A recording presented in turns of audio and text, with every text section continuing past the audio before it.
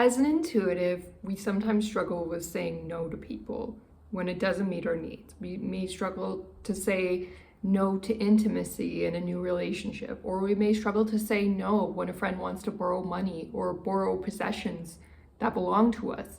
And what we need to do is learn what our true no is and learn what our true yes is. And if you're not sure, when somebody asks you for something, take a moment and feel it out. If you're not sure, just say, I'll get back to you, and give yourself a few minutes to consider the request. And if the answer is no, you can write a response that you feel is appropriate for the other person to receive. Because if you put things nicely, that's the best way to set boundaries. There's an extreme way to set boundaries where you're saying, no, this is disrespectful, I don't appreciate this request. And that's a little bit harsh when you say it like that.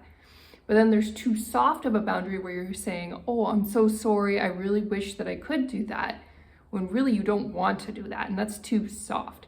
Or you just do the thing, which is even worse, that you don't want to do. Then you really won't like yourself, okay? So you have to put your needs first and understand who you are as a person, what your true yes and what your true no is. It doesn't mean you always say no. If there's something you're happy to be generous with and you're happy to be able to do, and it's not going to be a big deal to you, then absolutely do it. But if somebody wants to sleep over in your home, for example, that's a very intimate, very big request.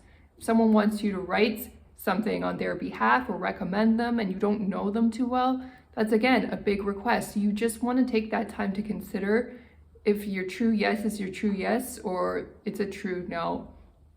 And if the answer is no, you can say it in a really kind way. You can say something nice about this person, you can give them the no, and then say something else that's nice about them. But make sure the no is really, really clear. Don't say I'm sorry, don't say I wish I could, because when you add these softeners in, they think they have an in to ask you a different way. If they want you to go to that event and you say, no, I wish I could, they will change the date. It's those sorts of things that you really need to watch for. And if you give people any sort of room to wiggle, then they're going to start wiggling and taking a mile where you're trying to only give an inch. And one of those situations you really got to watch for is intimacy in the early phases of dating. People will justify it and say it's okay. And if that's not right for you, you have to be really clear about your no. And you have to be okay with giving up on certain people who are going to be pushy and disrespectful and overwhelm your boundaries. And ironically, these people who try to be pushy, if you really mean no, even though you may not be talking anymore, they'll actually respect you more for staying true to your own no. So you want to make sure you're very clear. And this is where texting, WhatsApp, messaging can be very helpful as well. Maybe you don't want to say no in person. That's too much of a rejection and you feel really guilty about that. Then you can say no over text. And even with breakups, people say don't break up over text. It's better to break up in person because that takes more heart and more empathy. And if the person was really good to you, then they deserve a good in-person apology. But if the person was bad to you, and that's the reason why you need to break up, and you know that they're going to try to convince you to stay or manipulate you, maybe breaking up over text is the right thing. That really depends on the situation and what kind of relationship you've had. If it's very healthy, awesome to do it in person, awesome to have a conversation. But if it wasn't healthy, texting or sending a message might be the best thing. And then you can move on, and then your no is your true no. Your no becomes critically important as you grow in your success. If you have really good self-esteem and you say don't have much money, but you know how to say no to hookups, you know how to say no to employment that isn't good enough or employers that don't treat you well, it won't be long before the abundance actually comes to you and you save the money. But if you're willing to say yes and put yourself last, well, guess what? Your money is probably going to come last because you won't save for yourself. You haven't put yourself first, and therefore your money will be all spent and will be all gone by the end of the month. But if you really learn to prioritize yourself and say, hey, I'm more important than this deal at the grocery store to buy X, Y, and Z, or to buy that trip to Mexico or spend that money on drugs, alcohol, addictions, you name it.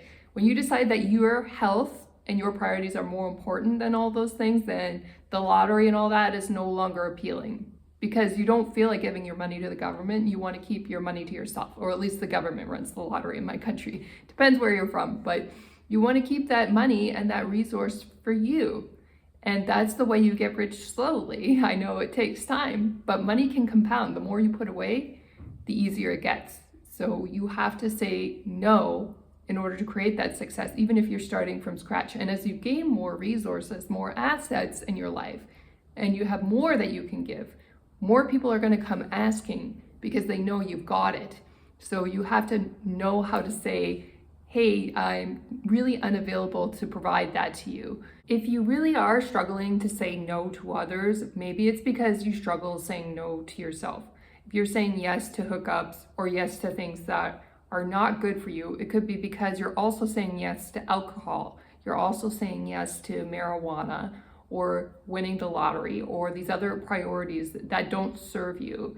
And when you have habits and you can't say no to ice cream, you can't say no to the request that's coming in that you don't want to do, what happens is you lose your self-esteem. So if you can't say no to yourself and you don't have the discipline to get everything done in your day that you need to get done, then you're not going to say no to other people who come calling and asking for your resources. And that's how people go broke. Even if you get the money, if you don't know how to say no to yourself, if you don't know how to say no to others, the money will eventually go away. And if you're used to winning the lottery and that's the only way you know how to make money, then basically the lottery money will go and you'll have to start all over again, like so many lottery winners do. That's why saying no is a skill that you have to cultivate. And it's something that us sensitives really need, because we are so generous, so kind-hearted, that we can get sucked dry if we don't learn our true no and we don't learn how to speak it with authority.